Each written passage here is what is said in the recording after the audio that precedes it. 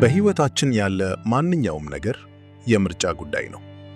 ምርጫ የሌለን በሁለት ነገሮች ላይ ብቻ ነው። ምንም አይነት ጠንካራ ሙከራ ብናደርግ እነዚህን ሁለት ነገሮች ልንለውጥ አንችልም። የመጀመሪያው ሞታችን ነው። ሞት ሙሉ በሙሉ የማይቀርልን ነገር ነው። ሁለተኛው ነገር እስከምንሞት ድረስ መኖራችን ነው። ከዚህ ውጪ ያለ ማንኛውም እናስበውም ሆነ እንዲኖረን የምንመኘው ነገር በሙሉ በእኛ ምርጫ የተወሰነ ነው። እኔና እናንተ ማንኛውንም ነገር እናደርጋለን፣ ምክንያቱም ለማድረግ መርጠናልና። የመሞትን እውነታና እስክንሞት ድረስ መኖር የመቻላችንን እውነታ መቀየር አንችልም። ነገር ግን ማንኛውም ነገር መለወጥ እንችላለን፣ ምክንያቱም ማንኛውም ነገር ምርጫ ስለሆነ። በሕይወታችን ዙሪያ ያለውን ማንኛውም ነገር እንመልከት። ያሉት ነገሮች በሙሉ በእኛ ምርጫ የሆኑ እንጂ የግድ ማድረግ በነበረብን ሁኔታ የተፈጠሩ አይደሉም። እናስታውስ፣ ሁለት ነገሮች ብቻ የእኛ ምርጫ አይደሉም፤ ሞት እና እስክንሞት ድረስ መኖር። የእኛ ሕይወት የት እንዳለ እንመልከት። ያለንበት ቦታ መሆን የፈለግንበት ቦታ ነው። አውቀንም ይሁን ሳናውቅ ወስነናል። ወደ አንዳች ሁኔታና ቦታ መሄድ የምንፈልግ ከሆነ በቅድሚያ አሁን ያለንበትን ሁኔታና ቦታ በአግባቡ ማወቅ ይኖርብናል። ብዙ ሰዎች ስለሚገኙበት ሁኔታ ራሳቸውንና ያሉበትን ሁኔታ ይክዳሉ። ነገር ግን በትክክል መንቀሳቀስ ከፈለግን ያለንበትን ቦታ ማወቅ አስፈላጊ ነው። እኛ እንደምንፈልገው እየተንቀሳቀስን ነው? መሆን የምንፈልገው ቦታ ላይ ነን? የምንፈልጋቸው ነገሮች አሉ? ለእነዚህ ጥያቄዎች ያለን መልስ አይደለም የሚል ከሆነ አሁን የት እንዳለን ለማወቅ ማሳያ ይሆነናል። ምን አይነት ደስታ ነው ራሳችንን በመካድ የምናገኘው? ከእርካታ ውጪ ሆነን ምን አይነት ደስታ ነው የምናገኘው? የማይመቸን ቦታ ላይ ሆነን ምን አይነት ደስታ ነው የምናገኘው? በገደብ ውስጥ ሆነን ምን አይነት ደስታ እናገኛለን? በሕይወታችን ያደረግናቸውን ነገሮች በሙሉ ማስታወሱ አስፈላጊ ነው። ዋጋ ያስከፈለን ወይም ሽልማት የሰጠን አሉታዊ ወይም አዎንታዊ ሁኔታም ሊሆን ይችላል። ስለዚህም ምላሹን እንመልከት። ራስን መመልከት የለውጥ የመጀመሪያው ደረጃ ነው። ራሳችንን ስንመረመር በነጻነት ይሁን። በተጨማሪም ራሳችንን ስንመለከት ከአመለካከታችን ለመጀመር እንሞክር። ወደፊት ለመንቀሳቀስ ከመሞከራችን በፊት ያለንበትን ትክክለኛ ሁኔታ ለራሳችን እናስረዳ። ሕመም ላይ ከሆንን አምነን እንቀበል። አንድ ነገር እየሰራልን ካልሆነ አምነን እንቀበል። ይህ በአልኮል ሱስ ላይ ለሚገኝ ሰው መሰረታዊ ጉዳይ ሆኖ እናገኘዋለን። ከአልኮል ሱሰኝነት ለማገገም በቅድሚያ የአልኮል ሱሰኝነትን በሚገባ ማወቅ ይኖርብናል። ስለዚህ በቅድሚያ ወዴት መሄድ እንዳለብን ከመወሰናችን በፊት አሁን ያለንበትን ቦታ መመልከት ይኖርብናል። አእምሮአችንን ለአዳዲስ ዕድሎች ክፍት እናድርገው። እናስታውስ፣ በሁኔታ ደረጃ የፈለግነውን የማድረግ ሙሉ የሆነ አቅም አለን። በእኛ ላይ የተፈጠሩትን ነገሮች እናስብ። መቼ ነው ለመጨረሻ ጊዜ ውድቀት ያጋጠመን? መቼ ነው በተጓዝንበት ወይም በተጣደፍንበት ነገር ላይ ለመጨረሻ ጊዜ ውድቀት ያጋጠመን?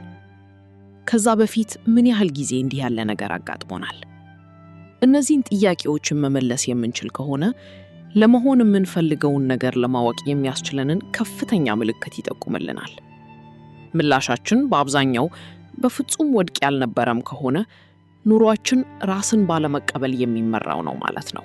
የምርጫ ነፃነት ሲኖረን ጊዜያችንን ለምን ጉዳይ እንመድባለን? ፍላጎት ያሳደርንበት እንቅስቃሴ ላይ ነው የምናሳልፈው? በማንኛውም ምክንያት ጊዜያችንን ትተን እያከናወንነው ያለ ድርጊት ካለ ለዛ ድርጊት ፍላጎት እንዳለን የሚያመላክት ይሆናል። በሌላ በኩል ባለንን ትርፍ ጊዜ ላይ በመታየት በቀን ቅዠት ወይም ቴሌቪዥን በመመልከት የምናሳልፍ ከሆነ የምንፈልገውን ነገር ለማግኘት ፈቃደኛ እንዳልሆንን ለማወቅ ምልክት ይሆነናል። ሐሳባችንን ለመፈጸም ወይም ለማሳካት የሚረዳ ተግባራዊ የሆነ ነገር ብናገኝ፣ ገንዘብ እና ሌሎች የሚያስፈልጉን ዕድሎች በሙሉ ክፍት ቢሆኑልን፣ በቅድሚያ ምን ማድረግ ነው የምንፈልገው? ቀጥለንስ ምን ማድረግ ነው የምንፈልገው? በሕይወታችን ላይስ ምን የሚፈጠር ይመስለናል? ይህ ጥያቄ ደስታ ሊፈጥር ይችላል፣ ምክንያቱም አስደሳች ስሜት ውስጥ ስለሚያስገባን። ሆኖም የደስታ ስሜት ውስጥ እንኳን ብንገባ እነዚህ የደስታ ስሜቶች ውስጥ ሆነን አንድ ነገር መምረጥ ያስፈልጋል። የምንወደው ነገር ካለ መለወጥ እንችላለን። ለለውጥ ጠንካራ እምነት ካለን የምንፈልገውን ነገር ለመለወጥ ከፍተኛ ፍላጎት ይኖረናል። ስለዚህ ምርጫ አድርገን በሐሳባችን የምንፈልገውን ነገር እናሳካ። በቅድሚያ ጠቅለል ያለ ተግባራዊ ሐሳብ ይኖረን። በዚህ መንገድም ስሜቱ ይሰማን። የምንፈልገውን ነገር በሐሳባችን እንደተፈጠረ አድርገን እንይ። ግብ ማስቀመጥ ማለት በቀላሉ ምርጫን መወሰን ማለት ነው። ግብ ማስቀመጥ ማለት የት እንደምንሄድ ማወቅ ማለት ነው። በሌላ አነጋገር የት መሄድ እንደምንፈልግ የማናውቅ ከሆነ አንድ የማናውቀው ቦታ ላይ እንቆማለን ማለት ነው። ማሳካት የምንፈልገውን ነገር የማናሳካ ከሆነ ግባችን በግልጽ አልተቀመጠም ነበር ማለት ነው።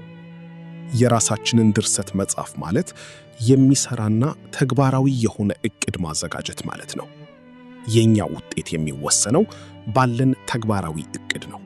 የራስን ድርሰት መጻፍ ማለት ከጻፍነው ዝርዝር ዕቅድ ጋር መመሳሰል ወይም መቀራረብ ማለት ነው። የኛ አጻጻፍ በከፊል ንቁ የሆነው አእምሮአችንን ያነቃቃል። የምናዘጋጀው ዕቅድ በራስ መተማመንን በመፍጠር መሰናክሎችንን፣ ሌሎችም የሚረብሹ ሁኔታዎችን በሙሉ እንድናልፍ ይረዳናል። ለሥራችንም መለኪያ ሆኖ ያገለግለናል። ምን ያህል ርቀት እንደሄድን እና ምን ያህል ርቀት መሄድ እንዳለብን እንድናውቅ ያደርገናል። የተለያዩ የስነ ልቦና ጥናቶች እንደሚያመለክቱት አንድ ግለሰብ የሚነጣቃው ስኬቱን የሚለካበት አንድ ነገር ስለሚኖር ነው። ሐሳባችንን አጠናከን ስንጽፍ ሐሳባችንን ወደ ተግባር ለመለወጥ እንነቃቃለን።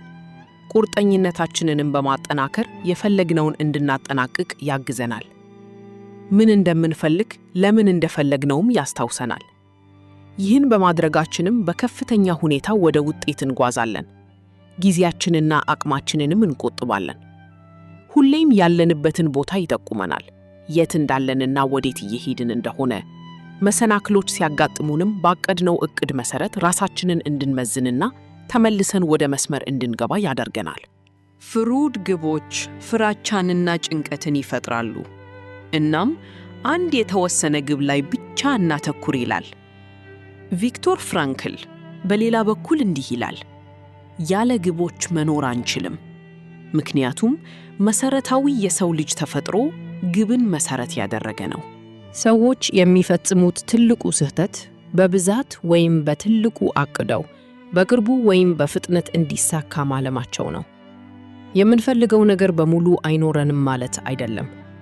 ጥሩ ቴኒስ ተጫዋች መሆን ከፈለግን ራኬት አያያዝና ኳስ ዓመታት እንዴት እንደሆነ ማወቅ አስፈላጊ ነው። ስለዚህ ግቦች በይሆናል ሳይሆን በቃል መግባት የሚረጋገጡ ናቸው። ምኞቶች አይደሉም፣ ነገር ግን ራዕዮች ናቸው። ግቦቻችን እኛን እንዲያገኙን እናልም። እኛን ፈልጋቸዋለን። ግቦች ከአእምሮአችን አይነሱም፣ ከልባችን ይመነጫሉ እንጂ። የምናገኘውን ጥቅም ጥርጥ ባለ መንገድ ካላወቅነው ለግባችን መሳካት የሚኖረን ቁርጠኝነት እክል ይገጥመዋል። ይህ ሁኔታ ግብ ለማስቀመጥ ወሳኝ ደረጃ ነው። ሥራ በምንሰራበት ቦታ ወይም ከአንድ ሰው ጋር ግንኙነት ስንፈጥር አሊያም በሕይወታችን ጥረት እያደረግን ባለንበት ነገር ላይ ጥቅም እንደምናገኝ እርግጠኛ ሳንሆን ስንቀር ትጋት፣ መንፈሰ ጠንካራነት፣ ለዓላማ መሰዋት የሚባሉ አስፈላጊ ስሜቶችን ማግኘት ከባድ ነው። ግብ ስናስቀምጥ ከጥረታችን የምናገኘውን ጥቅም መለየት ያስችለናል። ሙሉ በሙሉ ግልጽ የሆነ ጥቅም እንደምናገኝ እርግጠኛ ካልሆንን መንፈሰ ጠንካራ ሆነን መሰላት አንችልም። ፕሮጀክቶችን ስንደፍና ግብ ስናስቀምጥ ለምን ያንን ግብ ለማስቀመጥ እንደፈለግን ማወቁ በጣም አስፈላጊ ነው። ሕልማቸውን በሚያሳኩና በማያሳኩ ሰዎች መካከል ያለው ወሳኝ ልዩነት ከልብ የመነጨ ፍላጎት የመኖርና ያለመኖር ላይ ነው። ሽልማቶች አዳዲስ ፍላጎቶችን ይፈጥራሉ። ስለዚህ አብዛኛውን ጊዜያችንን ፍላጎታችንንና ሽልማታችንን የምናገኝበት ሁኔታ ላይ ማተኮር ይኖርብናል።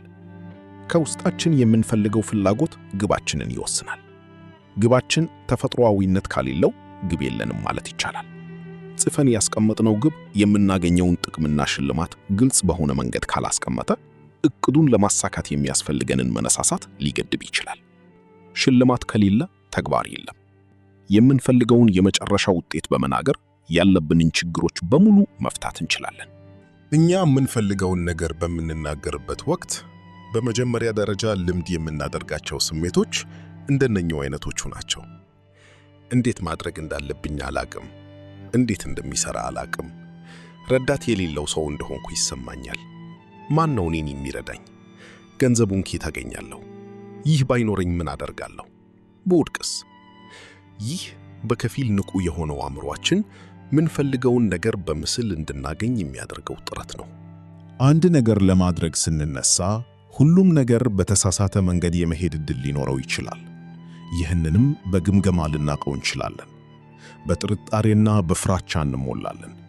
አመለካከታችን ማዕከል ወይም መነሻ የሚያደርገው እንዲፈጠር ከምንፈልገው ሁኔታ አንጻር ቢሆንም የማንፈልገው ነገር ምትክ ሆኖ ግብ በመሆን ይቀመጣል።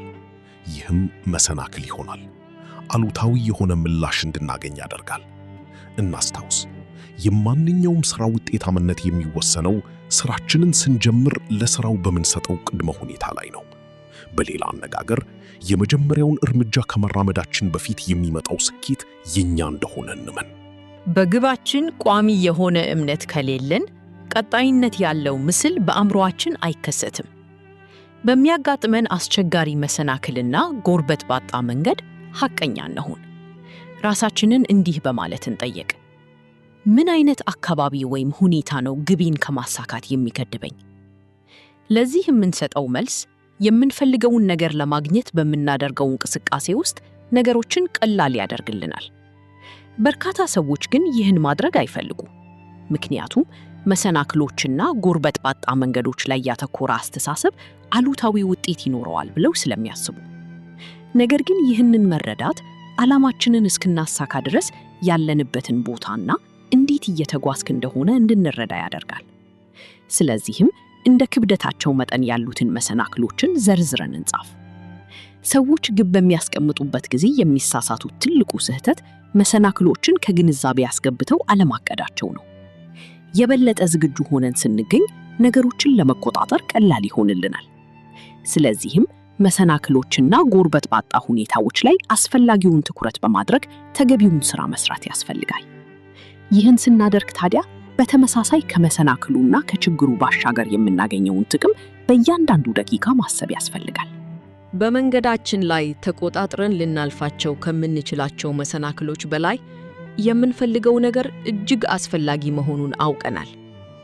በሐሳባችን ከእቅዳችን ጋር የመቀጠልም ሆነ የመቆም ምርጫ እንዳለን እናውቃለን። ሐሳባችንን በፈለግነው ጊዜ መቀየር እንችላለን። ነገር ግን አሁን ላይ በጣም አስፈላጊው ጉዳይ መጀመር ነው። ባስቀመጥነው ግብ ላይ መሰናክል አንሁን። በቀጣይ በምንወስደው እርምጃ ላይ ትኩረት እናድርግ። አንድ እርምጃ እየሄድን እንደሆነ በየጊዜው እናስብ። ብዙ ሰዎች በግባቸው የተነሳ ፈተና ሲበዛባቸው እጅ ይሰጣሉ። አጠቃላይ ግቦቻችንን እንደ መነሻ እንውሰድ፣ ነገር ግን እያንዳንዱ ደረጃ ላይ ትኩረት እናድርግ። በአንድ ጊዜ አንድ እርምጃ ማድረግ የሚለው መርህ አንድን ግብ ለማሳካት በጣም አስፈላጊ ነው። ስለ መሰናክሎች አንድ ጊዜ ግንዛቤ ካገኘን ይህ ግንዛቤያችን መፍትሄ እንድናገኝ በማድረግ ረዥም ርቀትን እንድንጓዝ ያደርጋል። ምክንያቱም ዕውቀት ኃይል ነውና። ለመፍትሄዎችና ለመሰናክሎች የምንከፍለው ዋጋም ግልጽ እየሆነ ይመጣል። ለእያንዳንዱ መሰናክል መፍትሄ አለ። መፍትሄዎቹም በጥቅም ላይ የሚውሉ ናቸው፣ ምክንያቱም እኛ ጋር ግንዛቤው ስላለ። መልስ ከመስጠት ረገድ ራሳችንን ባይተዋር አድርገን እንመልከት። በዚህ ሁኔታ በትክክል የምናምን ከሆነ በትክክለኛ ሰው፣ በትክክለኛ ቦታ፣ በትክክለኛ መጽሐፍ ወይም በትክክለኛ ሁኔታ እየተመራን ነው ማለት ነው። መሰናክሎችን ለመፍታት በምናደርገው ጥረት ላይም ድጋፍ ይሆነናል። ይህንን አይነቱን አመለካከት እናሳድግ። የምፈልገውን ነገር ሁል ጊዜ ማውቃለሁ ብለን ለውስጣችን እንንገረው። የማንነት መመሪያችንም በእያንዳንዱ መንገድና ደረጃ ላይ የሚመራን ይሆናል። ስለሆነም ምን እንደምናደርግ እና እንዴት እንደምናደርግም እናውቃለን። የምናደርገው ነገር በሙሉ ግልጽ ይሆናል። ለመልሶችም ምላሽ የምንሰጥና የምንቀበል እንሆናለን። እነዚህን ሁሉ ስናደርግ መሰናክሎችን እንደ ገደብ ማየታችንን እናቆማለን። የእኛ ማንነት ከመሰናክሎቹ በላይ እንደሆነም እናውቃለን። ፍላጎታችንን፣ ጥቅማችንን፣ መሰናክሎችን እና መፍትሄዎችን በአንድነት አዋህደን ስንጽፍ አስገራሚ የሆነ ከፍተኛ ስሜት እና ጉጉት ይኖረናል። በተጨማሪም አብዛኛዎቹ ገደቦች ራሳችን በራሳችን የምንሰይማቸው መሆናቸውን እንድናቅ ይረዳናል። ብዙ ሰዎች ግባቸውን ውጤታማ በሆነ መንገድ አይተገብሩትም።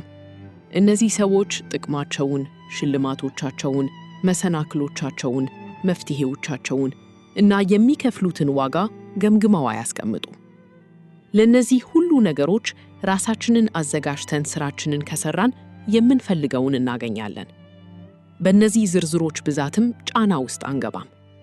እነዚህ ሁሉ ግባችንን ለማሳካት አስፈላጊዎች ናቸው። የምንፈልገውን ግብ ለማሳካት በአንድነት ተጣምረው ከተቀመጡት ዝርዝሮች ውስጥ በእያንዳንዱ ደረጃ ላይ በተናጥል ብቻ ማተኮር ያስፈልጋል። ለግባችን ቀዳሚ ተጽዕኖ የሚፈጥረው ጉዳይ አዎንታዊ ተጽዕኖ ነው። ያለ አዎንታዊ ምላሽ ባስቀመጥነው ግብ ላይ መቀጠል አንችልም። ስለዚህም ሁሌም ያሳካናቸውን ግቦች መዝግበን እናስቀምጥ። በመንገዳችን ላይ ያጋጠሙንንም መሰናክሎች ጨምረን እንመዝግብ። ለዚህ ጉዳይ ብቻ አንድ ማስታወሻ ደብተር እናስቀምጥ። እናም ስንፈልግ እያገላበጥን እናነባለን። እያንዳንዱን ግብ ስንጨርስ መዝግበን እናስቀምጥ። ከዚያም በቅደም ተከተል እንገምግም። ያሳካናቸውን ግቦች በአግባቡ ጽፈን እናስቀምጥ። ሁልጊዜም ይህንን ባየን ቁጥር የምንፈልገውን ነገር ለማሳካት በችሎታችን ላይ ከፍተኛ የራስ መተማመን ይኖረናል። በመሬት ላይ ስናየው ይህ ሁኔታ ከፍተኛ ሥራና መስዋዕትነት የሚጠይቅ ይመስላል። ሆኖም የምናከናውነው ከፍተኛ ሥራና የምንከፍለው መስዋዕትነት ብቻ ከልባችን የምንፈልገውን እንድናገኝ አያስችለንም። በዚህ ቀላል ሂደት እንዳንታለል። በተጨማሪም ከዛ በስተጀርባ ላለው ኃይል አነስተኛ ግምት አንስጥ። ይህንን ካደረግን የራሳችንን አቅም በስውር ማባከን ነው የሚሆንብን። ይህንን ግን እናስታውስ፣ የራሳችንን ድርሰት መጻፍና በተግባር መግለጽ እስከ ሕይወታችን ፍጻሜ ሽልማትን የሚያጎናጽፈን ነገር ነው።